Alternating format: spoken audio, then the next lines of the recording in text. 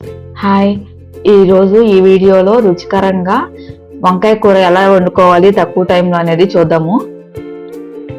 First అయితే ఒక మూకుడు పెట్టుకుని దానిలో కొద్దిగా నూనె వేసుకోవాలండి. మన కర్రీకి సరిపడా ఎంత నూనె పడుతుందో అంత నూనె వేసుకోవాలి.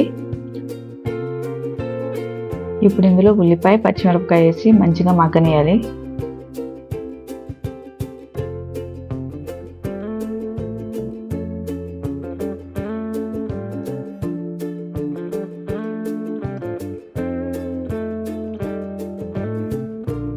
ఈ విధంగా తిప్పుతూ ఉండడం వలన అడుగంటకుండా ఉల్లిపాయ మంచిగా మగ్గుద్ది. కొద్దిగా ఉప్పు వేసుకోవచ్చండి. ఉప్పు వేసుకుంటే ఉల్లిపాయ త్వరగా మగ్గుద్ది.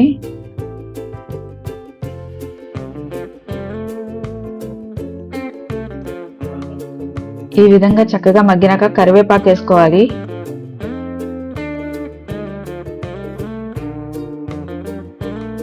ఇప్పుడు కొంచెం పసుపు,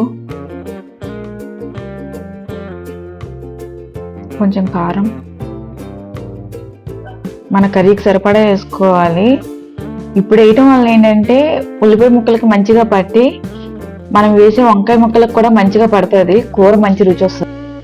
ఈ విధంగా మొత్తాన్ని ఒకసారి కలుపుకోవాలి. తర్వాత కొద్దిసేపు మగ్గనియాలి.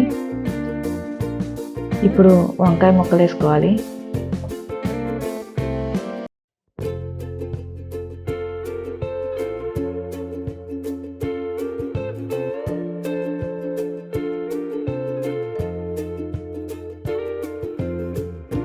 ఈ విధంగా వంకాయ ముక్కలు వేసిన తర్వాత మొత్తాన్ని ఒకసారి తిప్పాలండి, కూర మొత్తాన్ని.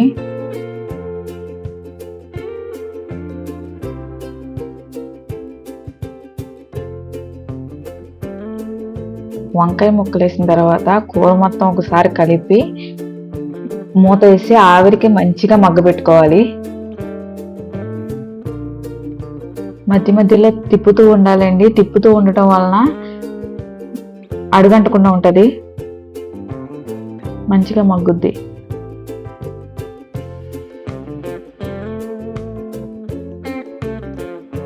ఈ విధంగా మగ్గాక మనం కట్ చేసి పెట్టుకున్న టమాటా ముక్కలు వేసి ఒకసారి మంచిగా కలపాలి.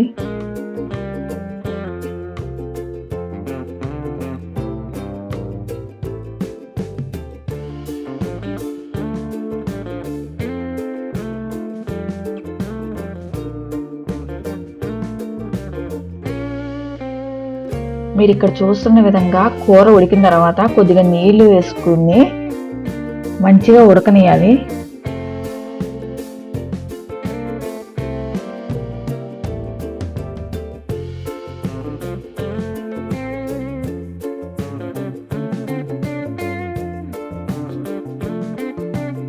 ఇప్పుడైతే ఉప్పు, కారం చెక్ చేసుకుని ఏదైనా తక్కువ అయితే కనుక యాడ్ చేసుకోవచ్చు.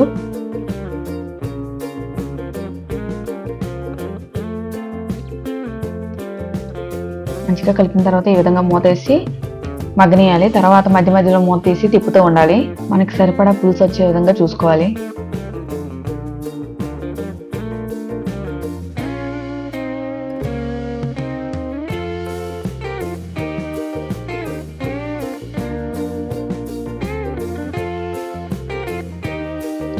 ఈ విధంగా కూర మంచిగా మగ్గి మనకు కావాల్సిన విధంగా అయిన తర్వాత కొద్దిగా లాస్ట్లో కొత్తిమీర వేసి గార్నిష్ చేసుకోవాలి. మంచిగా కొత్తిమీర వేయటం వల్ల మంచి రుచి వస్తుంది.